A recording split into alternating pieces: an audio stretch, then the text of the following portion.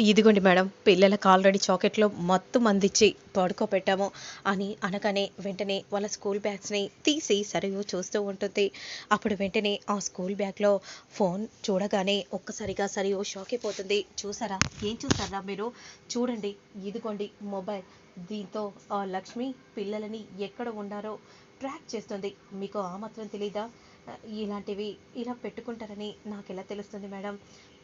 అని ఈ విధంగా అనగానే, ముందు మనం ఇక్కడ నుండి వెంటనే వేరొక ప్లేస్కి వెళ్ళిపోవాలి, మనం ఇక్కడ ఉండకూడదు అని అంటూ ఆ బ్యాగ్లని ఆ ఫోన్ని అక్కడే వదిలిపెట్టేసి అక్కడ నుండి పిల్లల్ని తీసుకొని సరియో వెళ్ళిపోతుంది. ఇక మరోవైపు లక్ష్మి మాత్రం చాలా కంగారు పడిపోతూ ఆ ప్లేస్కే వచ్చి అటు ఇటు చూస్తూ ఉంటుంది. పిల్లలు ఇక్కడే ఉన్నట్టుగా అనిపిస్తుంది కదా, మరి ఇక్కడ చూస్తే ఎవరు లేరు. దేవుడా, జున్ను, లక్కీ ఎక్కడికి వెళ్ళిపోయారు, ఏమైపోయారు అని అంటూ లక్ష్మి చాలా బాధపడిపోతూ ఏడుస్తూ ఉంటుంది. అంతలో అక్కడే ఉన్న స్కూల్ బ్యాగ్లను చూసి ఒక్కసారిగా షాక్ అయిపోతుంది. ఆ స్కూల్ బ్యాగ్లని పట్టుకొని బాగా ఏడుస్తూ ఉండగా, పిల్లల బ్యాగులు మాత్రమే ఉన్నాయి, కానీ పిల్లలు కనిపించట్లేరు. అంటే నేను మొబైల్ పెట్టిన విషయం వాళ్ళకు తెలిసిపోయినట్టుంది రౌడీలకి. అలాంటి ఆలోచన రాకపోయి ఉంటే ఇప్పుడు నా పిల్లలు ఎక్కడున్నారో తెలిసింది కదా అని అనుకుంటూ లక్ష్మి చాలా బాధపడిపోతూ ఉండగా, ఇదిగో మిత్ర, జ్యూస్ తాగు. వద్దు మనిషా, నాకు తాగాలని అనిపించట్లేదు. అత్తయ్య గారు మీకు ఇవ్వమని చెప్తేనే వచ్చాను మిత్ర, తాగు అని అనగానే వెంటనే మిత్ర తాగుతూ, ఏంటి మిత్ర అలా చూస్తున్నావు, నువ్వు ఆఫ్ తాగు, నేను ఆఫ్ తాగుతాను అని అనగానే, ఏంటి అలా చూస్తున్నారు ఏంటి మిత్ర? ఏం లేదు, లక్ష్మి ఏమో వెళ్ళింది, అక్కడ స్కూల్ దగ్గర తను ఒక్కతే చూసుకుంటుంది. నేను వస్తానని చెప్తే కూడా వినలేదు, వద్దని తను ఒక్కతే వెళ్ళింది. ఉమ్, నేనొచ్చి సేవలు చేస్తుంటే నన్ను పట్టించుకోకుండా ఆ లక్ష్మి గురించి ఆలోచిస్తున్నాడు. అంతలో ఫోన్ చేస్తాడు మిత్ర. హలో లక్ష్మి, ప్రోగ్రాం బాగా జరుగుతుందా?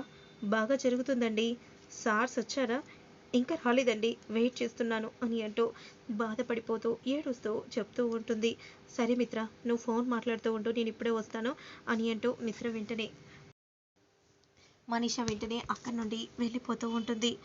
లక్ష్మి ఓకే కదా? ఓకే అండి, కంగారు పడాల్సిన అవసరం లేదు, నేను ఇక్కడ అంతా చూసుకుంటాను కదా, మీకెందుకండి ఇబ్బంది? నేను వస్తానంటే నన్నేమో రానివ్వకుండా ఇంట్లోనే ఉంచావు. పర్లేదండి, నేనున్నాను కదా చూసుకోవడానికి. పిల్లలు ఇక్కడ క్షేమంగా జాగ్రత్తగానే ఉన్నారు. సరే అండి, మీరు జాగ్రత్త. నాకెందుకు లక్ష్మి, నేను ఇంట్లోనే ఉన్నాను కదా, నేను జాగ్రత్తగానే ఉంటాను, నువ్వే బయటికి వెళ్ళావు, నువ్వు పిల్లలు జాగ్రత్త. సరే అండి అనే విధంగా అంటూ ఇక వెంటనే లక్ష్మి అక్కడ నుండి చాలా బాధపడిపోతూ వెళ్తూ ఉంటుంది. పిల్లలు ఎక్కడ ఉన్నారో ఏంటో, ఏమైపోయారో ఏం అర్థం కావట్లేదు. ఇక మరోవైపు అన్నయ్య, మనం ఎలాగైనా ఇక్కడ నుండి మనం తప్పించుకోవాలి, మనం ఎక్కడున్నామో మనకే అర్థం కావట్లేదు. అవును లక్కీ, మనం అసలు ఇక్కడికి ఎందుకు వచ్చాం? మేమే మీకు మత్తు చాక్లెట్ ఇచ్చాము, మీరు ఇప్పుడే కళ్ళు తెరిచారు, ఇంత త్వరగా తెరిచారేంటి? అవునా, మమ్మల్ని బయటికి పంపించండి, మీరు ఇక్కడికి వచ్చారంటే ఇక బయటికి పంపించడాలు ఉండవు, మాతో పాటు మీరు ఎప్పటికీ ఇక్కడే ఉండాలి అని అనగానే ఒక్కసారిగా లక్కీ షాకింగ్గా చూస్తూ ఉండిపోతుంది. ఇక అక్కడి నుండి రౌడీ వెళ్ళిపోగానే, ఇప్పుడు మనం ఇక్కడ నుండి తప్పించుకోవాలి, ఎలా తప్పించుకుంటాం? మనం ఇక్కడే ఉన్నామని అమ్మ వాళ్ళకి ఇన్ఫర్మేషన్ ఇస్తే వస్తారు కదా అన్నయ్య. అవును, అయితే నా దగ్గర ఒక మంచి ఐడియా ఉంది అని అంటూ వెంటనే జున్ను అలా లక్కీకి ప్లాన్ అంతా కూడా చెప్పగానే, అంకుల్ అంకుల్ ఏమైంది, మా అన్నయ్యకి ఎక్కిళ్ళు వస్తున్నాయి, ఇదిగో వాటర్ తాగు అని అంటూ వాటర్ తాగగానే కావాలని పొక్లిచ్చి ఉంచేయగానే, అయ్యో సారీ అంకుల్, ఏదో అనుకోకుండా ఇప్పుడు ఈ షర్ట్ని చేంజ్ చేయాలి అని అంటూ ఆ షర్ట్లోనే ఫోన్ ఉంటుంది, ఫోన్ చూసుకోకుండా ఆ షర్ట్తో సహా పక్కకు పెట్టేసి కొత్త షర్ట్ మార్చుకోవడానికి వేరొక రూమ్లోకి వెళ్ళగానే అక్కడే ఉన్న ఫోన్ను లక్కీ చూస్తుంది. వెంటనే నెమ్మదిగా వచ్చి డోర్ పెట్టి, అన్నయ్య మనం ముందుగా ఎవరికి చేద్దాం, నాన్నకు చెయ్యి అని అనగానే ఇక వెంటనే లక్కీ మిత్రకు చేస్తూ ఉండగా, అదే సమయానికి పాము మాత్రం కాటు వేయడానికి సిద్ధంగా ఉంటుంది. మిత్ర కాళ్ళ దగ్గరికి వచ్చి కాటు వేయబోతూ ఉన్న సమయంలో లక్కీ ఫోన్ చేసి, నాన్న ఏమైందమ్మా, ప్రోగ్రాం బాగా జరుగుతుందా? లేదు నాన్న, మేము కిడ్నాప్ అయిపోయాం. ఏమంటున్నారు? అవును నాన్న, మేము ఎక్కడ ఉన్నామో మాకు అర్థం కావట్లేదు. అవునా, ఆ ఫోన్ నెంబర్ నుండి నాకు లొకేషన్ పంపు.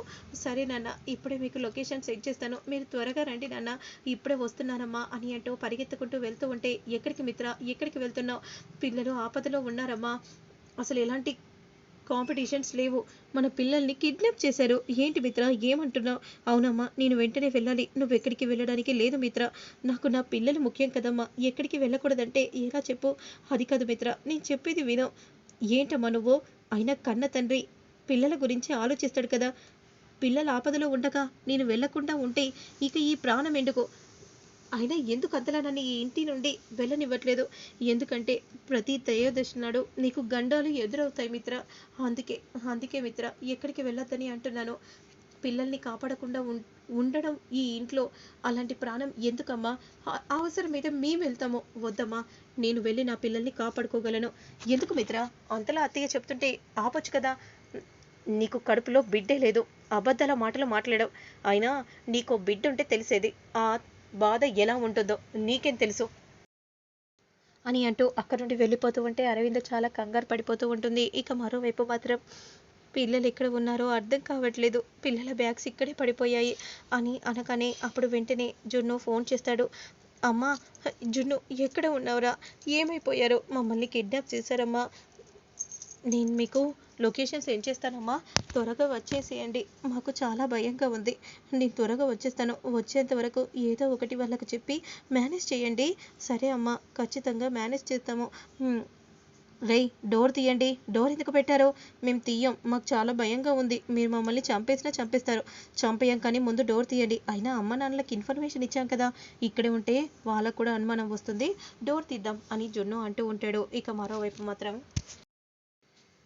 మనీష సరియుకు ఫోన్ చేయడానికి బయటికి వస్తుంది. ఏంటంటే ఏం చెప్తున్నారు?